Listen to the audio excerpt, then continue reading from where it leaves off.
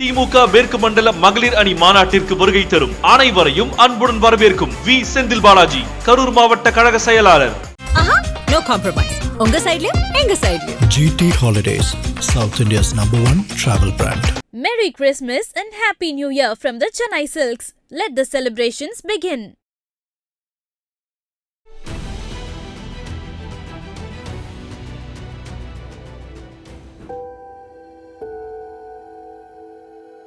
ரெண்டாயிரத்தி 24 எனக்கு health issue ஒன்று வந்தது.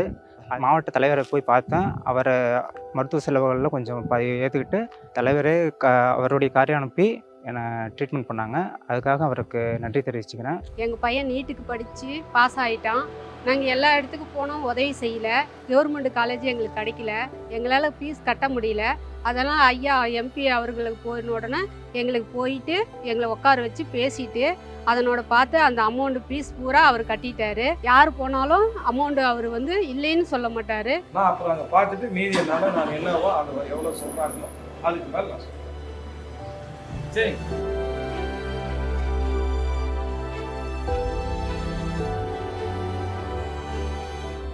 ஐபிசி தமிழ் நேயர்களுக்கு வணக்கம். நாம் இப்போ எங்கே இருக்குன்னு பார்த்தீங்கன்னா முட்டைகளின் நகரம், லாரி கட்டுமான தொழிலின் நகரம் என்று அழைக்கக்கூடிய நாமக்கல் மாவட்டத்தில் இருக்கும். இன்றைக்கி டேவித் நிகழ்ச்சியில் மாநிலங்களவை உறுப்பினரும் நாமக்கல் கிழக்கு மாவட்ட திமுக செயலருமான KR ராஜேஷ்குமார் கூட இன்றைக்கி ஒரு நாள் முழுக்க பயணிக்க போகிறோம். திமுக 2021 ஆட்சி பொறுப்பேற்றதுக்கு பிறகு இந்த 4.5 ஆண்டுகளில் என்ன மாதிரியான திட்டங்களை செயல்படுத்தியிருக்காங்க, அது மட்டும் இல்லாமல் எதிர்க்கட்சிகள் தொடர்ச்சியாக திமுக அரசு மீது வைக்கக்கூடிய குற்றச்சாட்டுகள், புதிதாக வந்திருக்கக்கூடிய கட்சி ஏற்படுத்தக்கூடிய பாதிப்புகள், ஸோ போன்ற பல்வேறு விஷயங்களை இன்றைக்கி நம்ம எம்பி கூட பயணித்து அவர்கிட்ட கேட்டு தெரிஞ்சுக்க போகிறோம். வாங்க போகலாம். வணக்கம் சார். வணக்கம். முதல்ல ரொம்ப நன்றி எங்களுக்காக நேரம் கொடுத்தது. நாங்கள் காலைல 9 மணிக்கு வந்தோம். வந்துட்டு டேவித் எம்பி இன்றைக்கி நம்ம எம்பி கூட ட்ராவல் பண்ணலாம், சரி பேசிக்கிட்டே போகலான்னா உங்கள் டைம் ஸ்கெடியூல் இருக்குல்ல சார், அதை பார்த்தோன்னே எனக்கு ஷாக் ஆகிடுச்சு.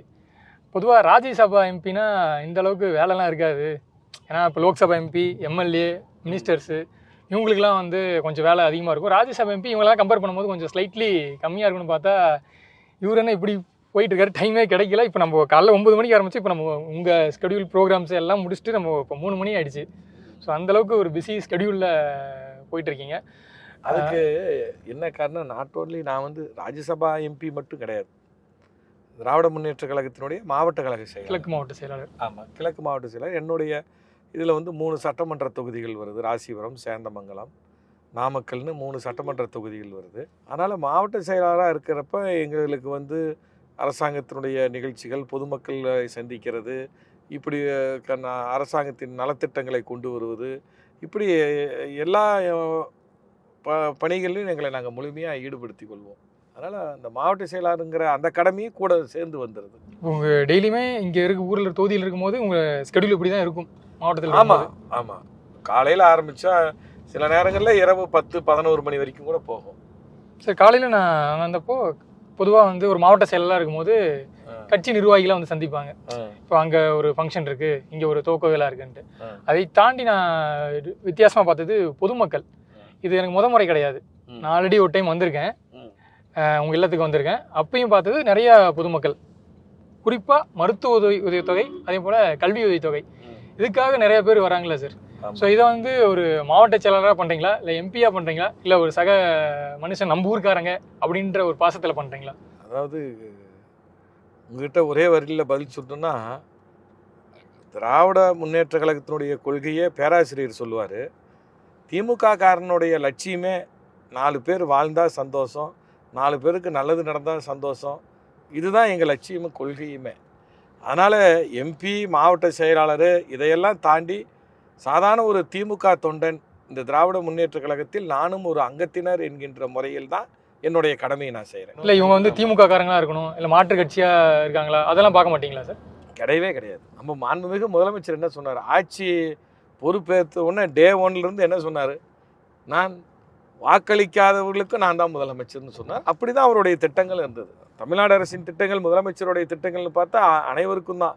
இதில் கட்சி வேறுபாடு அப்படிலாம் கிடையாது. நான் ஒரு நாடாளுமன்ற உறுப்பினராக இருக்கிறேன், ஒரு மாவட்ட கழகத்தினுடைய செயலாளர். எனக்கு இந்த உதவி செய்வதில் எந்த பாரபட்சமும் கிடையாது. அது கட்சிக்காரங்களாக தான் இருக்கணும் அப்படிங்கிறதெல்லாம் கிடையாது. பொதுமக்கள் யாருக்கு என்ன தேவை, அவர்களுடைய தேவை என்ன, இதை பொறுத்து அது அனைவருக்குமே நம்மளால் இயன்றதை செய்யணும். ஆனால் இது மேலே சில விமர்சனங்கள் எதிர்கட்சி சைட்லாம் இது வந்து ஒரு பொலிட்டிக்கல் ஸ்டண்டு, ஒரு அரசியல்வாதிகள் எல்லாம் பண்ணாதான் வந்து நம்ம மக்கள் வாக்குகளுக்கு வந்து கவர முடியும், இதெல்லாம் பண்ணி தான் ஆகணும், அவங்க வந்து ஓட்டு வாங்குறதுக்கு வந்து தேர்தல் செய்யறதுனால இது இன்னும் அதிகப்படுத்துறாங்க, இந்த மாதிரி விமர்சனங்கள் வருதுல்ல, அது எப்படி நீங்கள் எதிர்கொள்றீங்க? அது எதிர்கட்சி ஏதாவது ஒன்று சொல்லிட்டு தான் இருப்பாங்க. ஆனால் மொத்தத்தில் மனித நியாய குணம் ஒவ்வொரு மனிதனுக்கும் இருக்கணும்.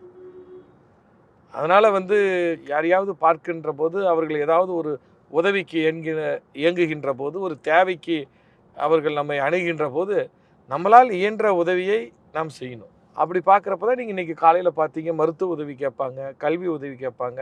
நம்மளால் இயன்றதை முடிந்ததை அவர்களுக்கு நம்ம கட்டாயம் செய்யணும். கட்சிக்காரங்க யாராச்சும் இறந்துட்டாங்கன்னா கலைஞர் குடும்ப நல நிதி அப்படின்றது வந்து இங்கே நாமக்கல் மாவட்டத்தில் மட்டும்தான் நீங்கள் அதை உருவாக்கி செஞ்சுட்டு வரீங்கன்ட்டும் கேள்விப்படுறேன். இப்போ இறந்தவங்க குடும்பங்களுக்கு ஒரு உதவி ஒரு ஆறுதல் தொகையாக ஒரு தொகை கொடுக்குறீங்க. அதை தாண்டி திருமணங்களில் போய் கலந்துக்கும் போது தங்க நாணயம் கொடுக்குற வழக்கம், இதெல்லாம் எப்படி சார் யோசிச்சிங்க? எனக்கு வந்து தலைவர் அவர்கள் வந்து 2019ஆம் ஆண்டு எனக்கு மாவட்ட கழகத்தினுடைய பொறுப்பாளராக வாய்ப்பு கொடுத்தார். ஏறத்தாழ 6 ஆண்டு காலம் முடிஞ்சிடுச்சு. நான் மாவட்ட செயலாளராக இருக்கிறேன். அப்போ நான் மாவட்ட செயலாளராக பொறுப்பேற்ற பிறகு எனக்கு வந்து நாம் வந்து இந்த இயக்கத்தில் அடிமட்டத்தில் இருக்கக்கூடிய தொண்டர்கள், அது அடிக்கடி கழகத் தலைவர் தளபதி அவர்கள் சொல்லுவார்கள், அறிவாலயத்தையே பார்க்காதவர்கள், என்னை வந்து சந்திக்காத தொண்டர்கள் எத்தனையோ லட்சம் பேர் இருக்கிறாங்க. அவங்கள போய் நீங்கள் பார்த்து அவங்களுக்கு தேவையான உதவியை செய்யக்கூடியது ஒவ்வொரு மாவட்ட செயலாளர், சட்டமன்ற உறுப்பினர், எம்பி உங்களுடைய கடமைன்னு அடிக்கடி எங்கள் தலைவர் வந்து அதை சுட்டி காட்டிக்கிட்டே இருப்பார். தலைவர் வந்து அது வந்து எனக்கு அதுதான் என் மனசில் பதிஞ்சுது. அதனால் நான் மாவட்ட கழக செயலாளராக பொறுப்பேற்றவுடன் திராவிட முன்னேற்ற கழகத்தினுடைய அடிப்படை உறுப்பினராக உறுப்பினர் அட்டை இருந்தால் மட்டும் போதும், அவர்கள் குடும்பத்தில் அவர்கள் மறைய நேரிட்டால் அந்த குடும்பத்திற்கு தலைவர் கலைஞர் அவர்களது பெயரில் தலைவர் கலைஞர் குடும்ப நல நிதி என்று ஒரு 10,000 ரூபாய் அளவுக்கு அந்த நிதியை வழங்கி வருகிறோம். சென்ற ஆண்டு மட்டும் 1025 பேர்த்துக்கு கொடுத்தோம். இப்போ இந்த ஆண்டும் கிட்டத்தட்ட 1100க்கு மேலே விண்ணப்பங்கள் வந்திருக்கு. 1100க்கு மேலே ஒன்றிய நகரம் பேரூர் வாரியாக அதை கொடுத்துக்கிட்டு வரோம். ஏறத்தாழ அனைத்து பகுதிக்கும் இந்த ஆண்டு கொடுத்தாச்சு. இது வரைக்குமே 900 பேர்த்துக்கு கொடுத்துருக்குறோம். இவ்வளோ பேர் நம்மை விட்டு இன்றைக்கி மறைந்திருக்கிறார்கள் திராவிட முன்னேற்ற கழகத்தில். அதனால் வந்து நாம் சார்ந்திருக்கிற இயக்கத்திற்கு நம்மை இந்த அளவுக்கு உயர்த்திய இயக்கம், நாடாளுமன்ற உறுப்பினராக மாவட்ட செயலாளராக உயர்த்தி இருக்கக்கூடிய இந்த இயக்கத்திற்கு, இந்த இயக்கத்தினுடைய வளர்ச்சிக்காக பாடுபட்ட அடிமட்ட தொண்டன், கடைகோடி தொண்டனுக்கு, அந்த குடும்பத்திற்கு நம்மால் ஏதேனும் ஒரு இயன்ற உதவியை செய்யணுங்கிற வாய்ப்பு நமக்கு தலைவர் அவர்களும் துணை முதலமைச்சரும் கொடுத்தாங்க. அதை நம்ம செய்கிறதில் எனக்கு மனதளவில் அது ஒரு மகிழ்ச்சி. நம்மை உயர்த்திய இந்த இயக்கத்திற்கு, இந்த இயக்கத்தினுடைய வளர்ச்சிக்காக பாடுபட்டவர்கள். ஏன்னா நான் ஒன்றும் எடுத்தோன்னே நாடாளுமன்ற உறுப்பினராகவோ மாவட்ட செயலாளராக வரல. எத்தனையோ பேருடைய உழைப்பு.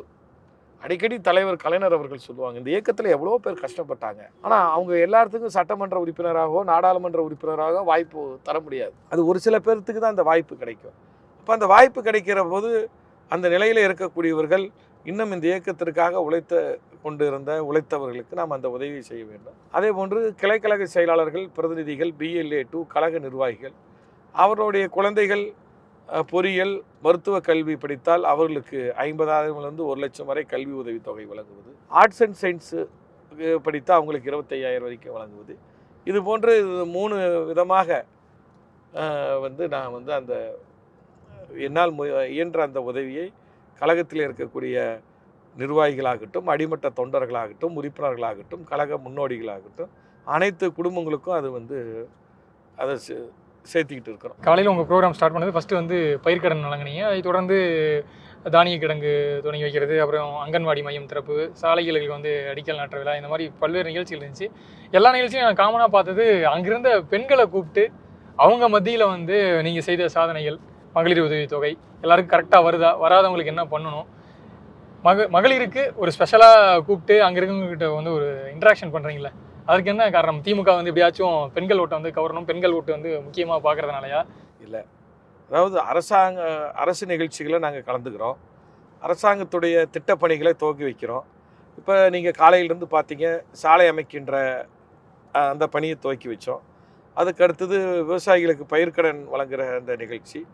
இப்படி போகிறப்ப நான் வந்து அந்தந்த இடத்துல இருக்கக்கூடிய பெண்கள், பொதுமக்கள் இவர்களை சந்தித்து ஒரு 10-20 நிமிடம் அவங்கக்கிட்ட இன்ட்ராக்ஷன் பண்ணுவேன், கலந்துரையாடுவேன். இப்போ அரசாங்கவுடைய திட்டங்கள் அவர்களை வந்து சென்றடைந்ததா, முழுமையாக சென்றடைந்ததா, அதில் யாராவது விடுபட்டு போயிருக்கிறாங்களா அப்படிங்கிறது நான் கிராம வாரியாக போகிறப்ப என்னால் அதை தெரிந்து கொள்ள முடிகிறது. அப்பொழுது யாருக்காவது அரசு திட்டங்கள், இப்போ மகளிர் உரிமை தொகை இருக்குது, புதுமை பெண் திட்டம் இருக்குது, ஏராளமான அரசு திட்டங்கள் முறையாக சென்றடைந்திருக்கா, அதில் விடுபட்டு போயிருந்தால் அதை நான் தெரிந்து கொண்டு அதிகாரிகளிடத்தில் சொல்லி அவர்களுக்கு அதை கிடைக்க செய்யலாம். அதுவும் நீங்கள் பார்த்துருப்பீங்க. அதனால் எங்கே போனாலும் முதல்ல பொதுமக்கள்கிட்ட ஒரு இன்ட்ராக்ஷனுங்கிறது 10-20 நிமிடங்கள் நான் வைத்துக் கொள்வது. ஸ்பாட்டில் நீங்கள் ஒரு சப்போஸ் ஒருத்தங்க வரல அப்படின்னு சொல்லிட்டு நீங்கள் அதிகாரிகள் கூப்பிட்டு சொன்னீங்கன்னா அது ஃபாலோ பண்ணி இறுதி வரைக்கும் வாங்கி கொடுத்துருவோம். அதே மாதிரி அதாவது திட்டங்கள் விடுபட்டு போயிருந்தாலும் சில மக்களுக்கு வராத போயிருந்தாலும் எடுத்து நாம் சொல்வதற்கு, அவர்களுக்கு பெற்று தருவதற்கு இது ஒரு வாய்ப்பாக அமைகிறது.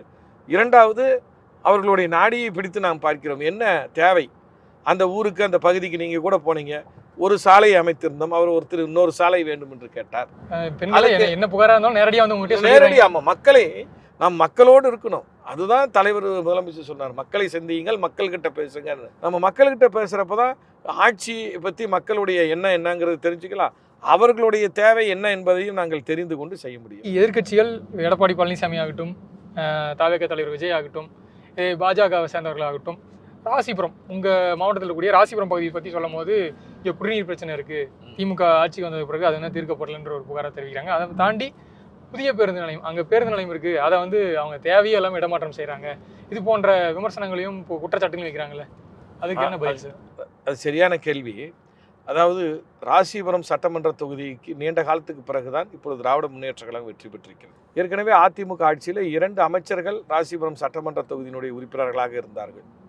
ராசிபுரம் சட்டமன்ற தொகுதியில் நீண்டகால பிரச்சனையாக இருந்தது குடிநீர் பிரச்சனை. குடிநீர் தேவை வந்து இருந்தது. நிறைய கிராமங்கள் நிறைந்த பகுதி ராசிபுரம். ஆதிராவிட மக்கள், அந்திதீர சமுதாய மக்கள், விவசாய தொழிலாளர்கள், இப்படி அதிகமான மக்கள் நிறைந்த பகுதி ராசிபுரம். இந்த தொகுதியில் வந்து 40 ஆண்டு காலத்துக்கு முன்பு இதே தலைவர் கலைஞர் அவர்கள் ஆட்சி காலத்தில் தான், திராவிட முன்னேற்ற கழகத்தில் தான் ஆட்சி காலத்தில் தான் ராசிபுரத்துக்குன்னு ஒரு பிரத்யேகமான ஒரு குடிநீர் திட்டம் கொண்டு வந்தாங்க. 40 ஆண்டு காலத்துக்கு பிறகு. நீங்கள்லாம் பிறந்திருக்க மாட்டீங்க. நீங்கள் என்ன 96 40, நானே பிறக்கலை. 40 ஆண்டுக்கு நான் பிறந்துட்டேன். 76 7 சொன்னாங்க. 40 ஆண்டுக்கு முன்பு ஒரு குடிநீர் திட்டம் திமுக ஆட்சியில் தான் கொண்டு வந்தோம். அதுக்கு பிறகு குடிநீர் திட்டம் ராசிபுரத்துக்கு புதிய கூட்டு குடிநீர் திட்டம் கிடையாது. அதனால் நான் நீண்டகால கோரிக்கை, ராசிபுரத்துக்கு ஒரு குடிநீர் திட்டம் வேணும் அப்படின்னு. உடனே நாங்கள் வந்து ஆட்சி அமைந்தவுடன் நம்முடைய ராசிபுரம் சட்டமன்ற உறுப்பினராக மாண்புமிகு மதிவேந்தன் அமைச்சர் அவர்கள் தேர்ந்தெடுக்கப்பட்டாங்க. ஆட்சி அமைந்து அவர் பதவியேற்ற உடனே நானும் டாக்டர் மதிவேந்தன் அவர்களும் முதலமைச்சரிடத்தில் வைத்த முதல் கோரிக்கை, ராசிபுரம் சட்டமன்ற தொகுதியில் நீண்ட காலமாக தீர்க்கப்படாது இருக்கக்கூடிய இந்த குடிநீர் தேவை பிரச்சனையை தீர்த்து வைப்பதற்கு ராசிபுரம் எடப்பாடி கூட்டு குடிநீர் திட்டத்தை நீங்கள் செயல்படுத்தணும். காவேரி ஆற்று நீரை ராசிபுரத்துக்கு இங்கு வந்து ஏற்கனவே போடப்பட்ட பைப்புகள்லாம் பழுதடைஞ்சிருச்சு, அதனால் புதிய திட்டமாக எங்களுக்கு கொடுங்கன்னு கேட்டோம். மாண்புமிகு முதலமைச்சர் வந்து உடனே ஆய்வு செய்துட்டு நான் உத்தரவு கொடுக்குறேன்னு சொன்னார். அதே மாதிரி ஒரு 6 மாதத்தில் எங்களுக்கு வந்து அந்த ஆய்வு பணிகள்லாம் நடந்தது. திட்ட மதிப்பீடுலாம் சரி பார்த்தாங்க. 854 கோடி ரூபா முதலமைச்சர் எங்களுக்கு ஒதுக்கீடு செய்து ராசிபுரம், அப்புறம் ராசிபுரத்தை ஒட்டி இருக்கிற புதுச்சத்திர பகுதிகள்லாம் இணைச்சி ராசிபுரம் ஒன்றியம், நாமகிரிப்பேட்டை ஒன்றியம், வெண்ணந்தூர் ஒன்றியம், அதே போன்று புதுச்சத்திரம் பகுதி, சீராப்பள்ளி, பட்டணம், புதுப்பட்டி, பில்லாநல்லூர், வெண்ணந்தூர், அத்தனூர் ஆகிய பகுதிகளெல்லாம் இணைச்சி அந்த கூட்டு குடிநீர் திட்டத்துக்கான அந்த அனுமதியை வழங்கினார்கள். அந்த பணி, கூட்டு குடிநீர் திட்ட பணிகள் ஏறத்தாழ 98% விழுக்காடு முடிஞ்சிருச்சுன்னு நீங்கள் இன்றைக்கி பார்த்தீங்க. முடிஞ்சு இப்போ வந்து திட்டத்துக்கு அடிக்கல் நாட்டினது சொல்லி எடப்பாடி பழனிசாமி சொல்றாரு. அதுதான் முழு பூசணிக்காவை சோத்துல மறைச்சிட்டாரு அவரு. அது ஒரு நாள் நீங்கள் ராசிபுரத்தில் பேசுகிறப்ப சொன்னார். நான் சொன்னேன், எடப்பாடிக்கு சவால் விட்டேன். எங்கள் ஆட்சி வந்த பிறகு திட்ட மதிப்பீடு தயாரிக்கப்பட்டு மாண்புமிகு முதலமைச்சர் தான் அரசாணை வெளியிட்டாங்க 2021க்கு பிறகு. 2021க்கு பிறகுதான் அது ஒப்பந்த புள்ளி கோரப்பட்டது, அனுமதி பெறப்பட்டது. பணிகளும் இப்பொழுது தான் நடைபெற்று கொண்டிருக்கிறது. அப்படி இருக்க இப்படி பொய் பேசுகிறீங்களே, நீங்கள் நிரூபித்தால் நான் என்னுடைய நாடாளுமன்ற பதவியை ராஜினாமா செய்கிறேன், நீங்கள் உங்களுடைய எதிர்க்கட்சி தலைவர் பதவியை ராஜினாமா செய்வீங்களான்னு கேட்டேன், சவால் விட்டேன். இன்னும் அது எடப்பாடி பழனிசாமி கிட்ட இருந்து பதில் இல்லை. அதை தாண்டி புதிய பேருந்து நிலையம் 8 கிலோமீட்டர் தள்ளி அனப்பாளையத்தில் ஏன் போடுறீங்க அப்படின்னு சொல்லியும் குற்றச்சாட்டுகள், விமர்சனங்கள் வருது சார். அதுக்கு என்ன காரணம்? நீட் இருக்கா? உண்மையிலே நீட் இருக்கா? அதாவது ராசிபுரம் ஒரு வளர்ந்து வருகின்ற நகரம், உங்களுக்கு தெரியும். ராசிபுரங்கிறது சேலம்லேருந்து இது கன்னியாகுமரி வரைக்கும் இருக்கக்கூடிய தேசிய நெடுஞ்சாலையை ஒட்டி இருக்கக்கூடிய ஒரு நகர்ப்புற பகுதி. இந்த பகுதியில் என்னென்னா, ராசிபுரம் நகராட்சியில் மிக கடுமையான போக்குவரத்து நெரிசல். இந்த போக்குவரத்து நெரிசலை வந்து கட்டுப்படுத்தணும்னா பேருந்து நிலையம் நகரத்துக்கு வெளியே இருக்கணும். நீங்கள் இந்த தமிழ்நாடு முழுக்க நீங்கள் எங்கே பார்த்தாலும் புதிய பேருந்து நிலையங்கள் வந்து நகரத்துக்கு வெளியில் தான் அமைக்கணும். அது காலத்தின் கட்டாயம், ஒன்றும் செய்ய முடியாது. அதனால் நாங்கள் வேறு எங்கேயுமே போகல. ராசிபுரம் புறவழிச்சாலையை ஒட்டி தான் இந்த புதிய பேருந்து நிலையம் அமைக்கப்பட்டிருக்கு. 8 கிலோமீட்டர்லாம் கிடையாது. அதனால் அணுகு சாலையோடு தான் இப்போ அமைக்கப்பட்டிருக்கு, புறவழிச்சாலையில் தான் அமைக்கப்பட்டிருக்கு. இன்னும் சொல்லப்போனால் இந்த புதிய பேருந்து நிலையங்கிறது திருச்சி போன்ற வெளியூருக்கு செல்லக்கூடிய புறநகர் பெரிய பேருந்துகள் வருவதற்கான பேருந்து நிலையமாக தான் இருக்குது. ஆனால் நகரத்தில் இருக்கக்கூடிய நகர பேருந்து நிலையம் அது அப்படியே தான் இருக்குன்னு நாங்கள் சொல்லியிருக்கிறோம். அதனால் வந்து இப்போ பாருங்கள், இப்போ கூட தலைமை மருத்துவமனை பாருங்கள், ராசிபுரம் தலைமை மருத்துவமனை அங்கே பாருங்கள் கட்டிக்கிட்டு வரோம். அந்த தலைமை மருத்துவமனைக்கு பக்கத்தில் தான் அந்த பேருந்து நிலையம் இருக்குது. மருத்துவமனை பேருந்து நிலையம் எல்லாமே ஒரே சாலையில் தான், புறவழி சாலையில் தான் இருக்குது. சரி, இப்போ சமீபத்தில் வெடிச்சிருக்கக்கூடிய இன்னொரு பிரச்சனை, title park, mini title park வந்து ராசிபுரத்துக்கு வருது. அதுக்கு எதிராக வந்து அதிமுக ஒரு ஆர்ப்பாட்டம் நடத்தியிருந்தாங்க. இது வந்து தேவையில்லாத ஸ்கீம் இந்த இடத்துக்கு. அது வந்து ஒரு அரசு புறவழி சாலையில் மேலே போகிறோம், இப்போ மேம்பாலத்தில் போங்க, கரெக்டான இடத்துல வந்து கேள்வி கேட்குறீங்க. இங்கிருந்து பார்த்தீங்கன்னா நீங்கள் கேமராவில் கவர் பண்ணலாம். ரைட் சைடு, என்னுடைய ரைட் சைடில் பார்த்தீங்கன்னா அப்படியே அந்த பக்கம் தான், இந்த சைடு தான் வந்து ஆர்ட்ஸ் காலேஜ் வருது. இந்த சாலையை ஒட்டி தான், தேசிய நெடுஞ்சாலையை ஒட்டி தான் உங்களுக்கு வந்து பாருங்க, அந்த காலி இடம் பாருங்க, தெரியும் பாருங்க, அந்த ஷீட் போட்டு கவர் பண்ணிக்கிறாங்க பார்த்தீங்களா. இதுதான் டைட்டில் பார்க் அமைக்கிற இடம். நல்லா பாருங்க, இதுதான் டைட்டில் பார்க்குக்கான கட்டுமான பணிகள் நடைபெறுகிறக்கூடிய இடம். இது வந்து தேசிய நெடுஞ்சாலையை ஒட்டி தான் இருக்குது. ஆனால் அவங்க சொல்றது வந்து கல்லூரியில் இருக்கக்கூடிய பெண்களுக்கு பாதுகாப்பு, அதாவது படித்த பசங்களால என்ன ஆபத்து வரும்? ஏன் அப்படி முன்னாள் அமைச்சர் பேசுறாரு எனக்கு தெரியல. இந்த கல்லூரிக்கு வந்து 40 ஏக்கரா இருக்குது. இந்த கல்லூரி ஆரம்பிக்கப்பட்டு ஏறத்தாழ 50 வருஷம் ஆயிடுச்சு. பெரிய பெரிய ஆட்கள்லாம் இந்த கல்லூரியில் கவிஞர் மு மேத்தா இந்த கல்லூரியில தான் முதல்ல பேராசிரியர். இந்த 40 ஏக்கராவில் இந்த கல்லூரி ஆரம்பிக்கப்பட்ட 50 ஆண்டு காலத்திலும் இது வரைக்கும் 5 ஏக்கரா தான் பயன்படுத்தப்பட்டிருக்கிறது. மீதி 30-35 ஏக்கர் பயன்படுத்தப்படாமலே இருக்கிறது. இந்த இடத்த தான் நாங்கள் வந்து மாண்புமிகு முதலமைச்சர்கிட்ட சொல்லி ராசிபுரம் ஒட்டி அதிகமான பொறியியல் கல்லூரிகள், கலைக்கல்லூரிகள் எல்லாம் இருக்குது. மென்பொருள் வல்லுநர்களும் அதிகமாக இருக்கக்கூடிய பகுதி நாமக்கல் மாவட்டம். அதனால் எங்களுக்கு ஒரு டைட்டில் பார்க் வேணும்னு கோரிக்கை வச்சோம். அந்த கோரிக்கை அடிப்படையில் தான் ஒரு மினி டைட்டில் பார்க் கொடுத்தாங்க. அங்கிருந்து வந்து டைட்டில் பார்க் நிறுவனத்திலிருந்து ஆய்வு செய்கின்ற போது டைட்டில் பார்க்கில் பணிபுரியக்கூடியவர்களுக்கு போக்குவரத்து வசதி, வீட்டு வசதி, இதர தேவைகள் அடிப்படையில் ஃபீஸிபிலிட்டின்னு சொல்லுவாங்க, சாத்தியக்கூறுகள் இருந்தால் தான் டைட்டில் பார்க் அமைப்பாங்க. ஏதாவது ஒரு பகுதியில், தொலைதூர பகுதியில் டைட்டில் பார்க் அமைக்கப்பட்டது இணைக்கக்கூடிய பகுதிகள், பெரிய நகரங்களை இணைக்கக்கூடிய பகுதியாக இருக்கணும். இது பார்த்திங்கன்னா தேசிய நெடுஞ்சாலை. இங்கிருந்து திருச்சி நமக்கு 1.5 மணி நேரம் தான், 150 கிலோமீட்டர் தான். இங்கிருந்து கோயம்புத்தூர் 2 மணி நேரம் தான். சேலம் ஒரு அரை மணி நேரத்தில் சென்று விடலாம். பெங்களூர் எங்களுக்கு 3 மணி நேரம் தான். 4-5 விமான நிலையங்களை இணைக்கக்கூடிய ஒரு பகுதியாகும். திருச்சி விமான நிலையம், கோயம்புத்தூர் விமான நிலையம், சேலம் விமான நிலையம், பெங்களூர் விமான நிலையம், இப்படி ஆகையால் தான் இதுதான் சரியான இடம் என்று அவர்கள் தேர்வு செய்து இந்த டைட்டில் பார்க் கட்டுமான பணியை மாண்புமிகு முதலமைச்சர் அவர்கள் இந்த பணியை வந்து அடிக்கல் நாட்டி துவங்கி வேலை நடந்துக்கிட்டு இருந்தது. இப்போ அதிமுகவினர் வந்து காலேஜ் வளாகத்தில் நீங்கள் டைட்டில் பார்க் கட்ட வேண்டாம்னு சொன்னாங்க. அதுக்கான சொன்ன காரணம் பொதுமக்களே ஏற்றுக்கல. கிழக்கு மாவட்டத்தில் ஒரு 3 தொகுதிகள் இருக்குது. ராசிபுரம் தனி தொகுதி, சேந்தமங்கலம் பழங்குடியின மக்கள் வாழக்கூடிய தொகுதி, நாமக்கல் பொது தொகுதி. ஸோ இந்த தொகுதியெல்லாம் திமுக 2021 ஆட்சி பொறுப்பேற்பதற்கு முன்பு கொடுத்த வாக்குறுதிகள்லாம் முழுமையாக நிறைவேற்றிட்டாங்களா, இல்லை நிறைவேற்றாமல் இன்னும் நிறைய வாக்குறுதிகள் இருக்கான்ற சில கேள்விகள், விமர்சனங்கள்லாம் இன்னும் தொடர்ந்துகிட்டு தான் இருக்குது. உதாரணத்துக்கு மரவள்ளிக்கிழங்குக்கான குறைந்தபட்ச ஆதார விலையை வந்து நிர்ணயிப்போம் திமுக ஆட்சிக்கு வந்தால், இது போன்ற ஒரு வாக்குறுதி. முட்டை, அதுக்கு வந்து குளிர்பதன சேமிப்பு கிடங்கு வந்து அரசு சார்பிலேயே அமைச்சு தரப்போணுன்ற வாக்குறுதி. அப்புறம் பொதுவான வாக்குறுதின்னு பார்த்தீங்கன்னா, நீங்கள் இன்றைக்கி மக்கள்கிட்ட போய் பேசின வாக்குறுதி சொன்ன விஷயம் நீட் தேர்வு திமுக ஆட்சிக்கு வந்ததுக்கப்புறம் முதல் கையெழுத்தே வந்து நீட் தேர்வு ரத்து தான். இது போன்ற வாக்குறுதியெல்லாம் கொடுத்தாங்க. இதெல்லாம் சாத்தியமே இல்லாத வாக்குறுதி. ஆனால் இப்போ ஆட்சி பொறுப்பேற்ற பிறகு அதெல்லாம் வந்து மறந்துட்டாங்க. நீட் ரகசியம், நீட் ஒழிப்பிற்கான ரகசியம்ன்ட்டு துணை முதல்வர் உதயநிதி ஸ்டாலின் அவர்கள் தொடர்ச்சியாக சொல்லிட்டு இருக்காரு. அது என்ன ரகசியம்னு கேட்டு சொல்லுங்க போன்ற விமர்சனங்கள்லாம் தொடர்ச்சியாக வச்சுட்டு வராங்களா சார்? ஸோ இதெல்லாம் வந்து வரக்கூடிய சட்டமன்ற தேர்தலில் கண்டிப்பாக இந்த கேள்விகள்லாம் உங்களை நோக்கி எழும். இதை எப்படி எதிர்கொள்ள போறீங்க? முதல்ல எங்கள் பகுதியில் நாங்கள் சொன்ன வாக்குறுதியை எது எது நிறைவேற்றி இருக்கிறோம்னு உங்கள்கிட்ட சொல்லிடுறேன். நீங்கள் வந்து இப்போ ராசிபுரம் பகுதிக்கு நாங்கள் ஏற்கனவே குடிநீர் தேவையை பூர்த்தி செய்யும்னு சொல்லியிருக்கிறோம். அந்த பணியை இன்றைக்கி செஞ்சிட்டோம். நீங்கள் மக்கள்கிட்ட போய் விசாரித்தாலும் சரி, மிகப்பெரிய குடிநீர் திட்டம், தமிழ்நாட்டிலே மிகப்பெரிய ஒரு குடிநீர் திட்டத்தை ராசிபுரம் பகுதியில் நிறைவேற்றி இருக்கிறோம். அது தேர்தல் நேரத்தில் வாக்குறுதி சொன்னது, அதை செஞ்சுக்கிட்டோம். அதுக்கடுத்தது நாமக்கல்லுடைய நீண்ட நாள் பிரச்சனையாக இருந்தது புறவழிச்சாலை. அது கிட்டத்தட்ட 600 கோடி ரூபாய் செலவில் புறவழிச்சாலை 5 கட்டங்களாக வந்து அந்த பணிகள் நடைபெற்று வருகிறது. ஏறத்தாழ 3 கட்ட பணிகள் நிறைவடைந்துருச்சு. அது நீண்ட நாள் கோரிக்கை, 20-30 ஆண்டு கால கோரிக்கை, அதை நிறைவேற்றியிருக்கிறோம். ராசிபுரம் பகுதியில் பட்டுக்கூடு வளர்ச்சி மையம் வேணும்னு கேட்டாங்க, அதுக்கு ஏல மையம் வேணும்னு கேட்டாங்க. அது அமைத்து இப்போ பட்டுக்கூடு ஏல மையமும் நடைபெற்று வருகிறது. இப்படி எங்களுடைய தேர்தல் அறிக்கையில் சொன்னது அத்தனையுமே நாங்கள் நிறைவேற்றிட்டு இருக்கிறோம். சேந்தமங்கலம் பகுதியில் வந்து கொல்லிமலையில் கூட மறைந்த சட்டமன்ற உறுப்பினர் சேந்தமங்கலம் கொல்லிமலையில் ரத்த வங்கியே இல்லாமல் இருந்தது. இப்போ அங்கே ரத்த வங்கியை ஏற்படுத்தியிருக்கிறோம். மருத்துவமனைகள் வசதிகளை ஏற்படுத்தியிருக்கிறோம். ராசிபுரத்து அருகே உள்ள போதமலை வந்து இந்த நாடு சுதந்திரம் அடைந்த பிறகு சாலைகள் போடப்படாமல் இருந்தது. 140 கோடி ரூபாயில் உச்சநீதிமன்றத்தினுடைய அனுமதி பெற்று சாலைகள் அமைச்சு விட்டு வரோம். இதெல்லாம் நீங்கள் கேட்காததை நான் சொல்கிறேன்.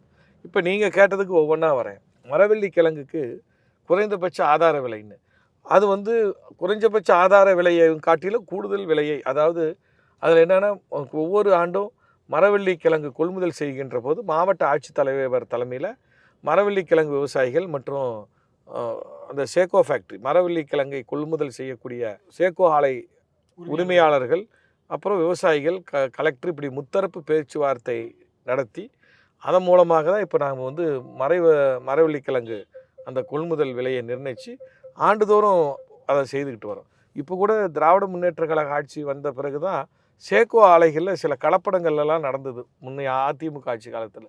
இப்போ அதையெல்லாம் நாங்கள் தடுத்து முழுக்க விவசாயிகிட்டிருந்து மரவள்ளி கிழங்கு மூலமாக தான் ஸ்டார்ச் உற்பத்தி செய்யப்படுங்கிற அந்த நிலையை நாங்கள் கொண்டு வந்து அது சட்டத்தின் பிடியில் அதை தவறு செய்தவர்களெல்லாம் இன்றைக்கி தடுத்து நிறுத்தியிருக்கிறோம். முதல்ல இந்த நாமக்கல் என்று சொன்னால் உங்களுக்கு டக்குன்னு ஞாபகம் வருது கோழிமுட்டை தான் வரும். இந்த நாமக்கல் வந்து காவேரி ஆறு எங்கள் ஊர் வழியாக தான் போகுது. ஆனாலும் இங்கே வந்து ஆற்று பாசன பகுதிங்கிறது ரொம்ப குறைவு. அதனால் விவசாயிகள் கடந்த 40-50 வருடங்களுக்கு பிறகு வேறு ஒரு தொழிலுக்கு மாற வேண்டிய ஒரு கட்டாயம் ஏற்பட்ட போது விவசாயத்தை சார்ந்த கோழி வளர்ப்பிலே ஈடுபட்டார்கள். நாமக்கல் தட்பவெப்ப சூழ்நிலை அதுக்கு ஏற்ற மாதிரி இருக்கிற கோழி வளர்ப்பிலே ஈடுபட்டார்கள். அந்த சூழ்நிலையில் தான் திராவிட முன்னேற்ற கழக ஆட்சி வந்தப்போ 1989ஆம் ஆண்டு முத்தமிழறிஞர் தலைவர் கலைஞர் அவர்கள் சத்துணவில் முட்டையை ஒரு உணவாக சேர்த்தி இந்த கோழிப்பண்ணை தொழிலுக்கு முதல்ல வித்திட்டவர் அவர் தான். கோழிப்பண்ணையாளர்களுக்கு இலவச மின்சாரம் வழங்கியதும் அவர் தான். கோழிப்பண்ணையாளர்களுக்கு அந்த உற்பத்தி அதிகமாக இருக்கிற காலகட்டத்தில் குளிர்பதன கிடங்கு அமைக்க வேண்டும். அதுக்காக நாம் அப்பொழுது அரசாங்கத்தின் சார்பாக அந்த தொழில் முனைவோருக்கு அந்த மானியங்களும் வங்கி கடன்களும் தொடர்ந்து வழங்கி வருகிறோம். ஆகையால் தொடர்ந்து அந்த பணியை செய்து வருகிறோம். அதனால் வந்து நீங்கள் கேட்ட எல்லா தேர்தல் வாக்குறுதியும் நாங்கள் நிறைவேற்றிட்டு தான் வரோம். நாங்கள் எதுக்கு வேணாலும் சேலஞ்சுக்கு நாங்கள் ரெடி. இப்போ கண்டிப்பாக இப்போ எதிர்கட்சிகள் வந்து உங்கள் மேலே திமுக அரசு மேலே வைக்கக்கூடிய குற்றச்சாட்டுலாம் வந்து பொய்யாக கட்டமைக்கப்படும் ஒரு குற்றச்சாட்டுகள் தான் சொல்கிறீங்களா? உண்மைதானே, அதில் என்ன சந்தேகம் இருக்குது? அப்புறம் நீங்கள் இன்னொன்று கேட்டீங்க, அந்த நீட் தேர்வு பற்றி. நீட் தேர்வு இப்போ நான் கூட கிராமத்தில் போகிறப்ப அது மக்கள்கிட்ட நாங்களே பேசுகிறோம். அதாவது நீட் தேர்வை பொறுத்தவரை உங்களுக்கு நன்றாக தெரியும், அது ஏதோ ஒரே நாளில் ஒன்றிய அரசாங்கம் ஒரு ஆணை வெளியிட்டு அந்த நீட் தேர்வை அவர்கள் அமலாக்க செய்யவில்லை. அந்த நீட் தேர்வுக்கான ஒரு சட்டத்தையே கொண்டு வந்து அந்த சட்டத்தை நாடாளுமன்றத்திலே நிறைவேற்றி எல்லா மாநில அரசாங்கத்தையும் அதை கட்டுப்படுத்தி இன்றைய தினம் அந்த நீட் தேர்வை அவர்கள் நடத்தி கொண்டிருக்கிறார்கள். இதில் நீங்கள் நன்றாக புரிந்து கொள்ள வேண்டியது, நீட் தேர்வில் அனைத்து கல்லூரிகளும், நிகர்நிலை பல்கலைக்கழகங்கள், தனியார் கல்லூரிகள், அரசு கல்லூரிகள் அனைத்தும் அடங்கும்.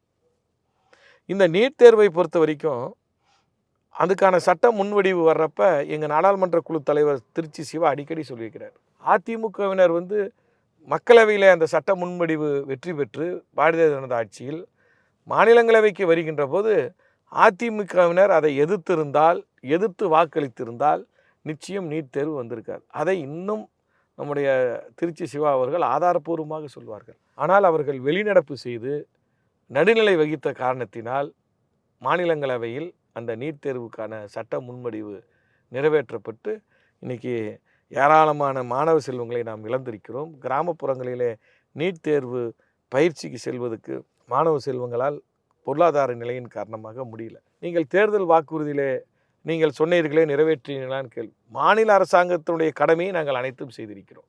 சட்டமன்றத்திலே தீர்மானம் நிறைவேற்றி எங்களுடைய மாநிலத்துக்கு அது விதிவிலக்கு, ஏற்றுக்கொள்ளக்கூடிய மாநிலங்கள் ஏற்றுக்கொள்ளட்டும், ஆனால் எங்களுடைய மாநிலத்திற்கு விதிவிலக்கு வேண்டும் என்பது சட்டமன்றத்திலே தீர்மானம் நிறைவேற்றி அது கவர்னர் மூலமாக ஜனாதிபதிக்கு அனுப்பப்பட்டு அங்கே நிலுவையில் இருக்கிறது. எங்களுடைய கடமையிலிருந்து நாங்கள் தவறவே இல்லை. நான் முதல்வன் திட்டம் அரசாங்கமே நீட் தேர்வு பயிற்சி முன்னின்று நடத்தி நாம் நீட் தேர்வில் எப்பொழுது வெற்றி கிடைக்குமோ வெற்றி கிடைக்கட்டும். திமுக ஈடுபட்ட அனைத்து போராட்டங்களிலும் வெற்றி அடைந்திருக்கிறது. எப்பொழுது வேணாலும் வெற்றி கிடைக்கட்டும், அது ஒரு பக்கம்.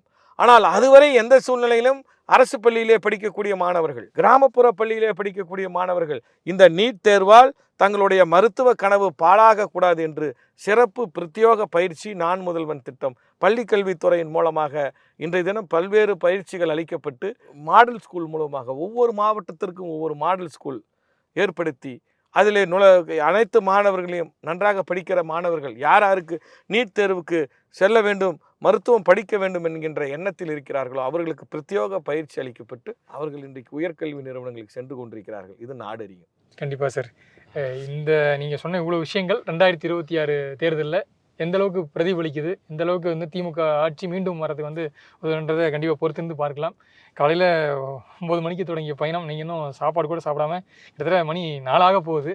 நம்ம வீட்டுக்கு வந்து இன்னும் நேர்காணல் கொடுத்துட்ருக்கீங்க. கண்டிப்பாக சார் நீங்கள் ஓய்விடுங்க. இன்னும் தொடர்ச்சியாக உங்கள்கிட்ட நிறைய அரசியல் சார்ந்த கேள்விகள் 2026 சட்டசபை தேர்தல் தொடர்பான கேள்விகள் நிறைய வச்சுருக்கோம். கண்டிப்பாக இவ்வளோ நேரம் ஒதுக்கி நிறைய தகவலை பகிர்ந்துட்டு ரொம்ப நேரத்துக்கு ரொம்ப நன்றி சார். நன்றி. திமுக மேற்கு மண்டல மகளிர் அணி மாநாட்டிற்கு வருகை தரும் அனைவரையும் அன்புடன் வரவேற்கும் வி செந்தில் பாலாஜி, கரூர் மாவட்ட கழக செயலாளர். No compromise. உங்க சைடுலயும் எங்க சைடுலயும். GT Holidays, South India's #1 travel brand. Merry Christmas and Happy New Year from the Chennai Silks. Let the celebrations begin.